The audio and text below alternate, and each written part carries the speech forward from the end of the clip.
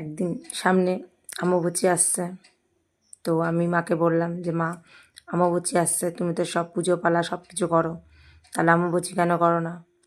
বলার সাথে সাথে আমার মা লাত্তি মারবো, মেয়ে জানোয়ার, মেয়ে মরতে পারে না, উল্টো পাল্টা কথা বলে আমাকে।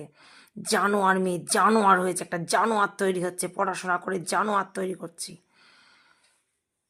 রে আমি পুরো অবাক হয়ে গেলাম, আমি কি খারাপ কথা বলে ফেললাম। আমার মা সব পুজো পালা করে বেড়ায়, সব কিছু পুজো টুজো করে, আমি ভাবলাম যে পুজোর মধ্যে এই অমাবস্যাটাও পড়ে।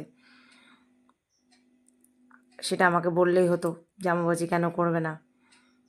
বললো আমি নাকি অশিক্ষিত, ভুলভাল আমাকে সে পড়াচ্ছে ফালতু ফালতু। পড়ানোর সাথে অমাবস্যার কী সম্পর্ক? বইয়ে কোন বই লেখা আছে অমাবস্যা কে করে না করে? পরে আমি জানতে পারলাম যে অমাবস্যা করে যারা বিধবা তারা। শুধু শুধু কাল খেয়ে বসে থাকলাম।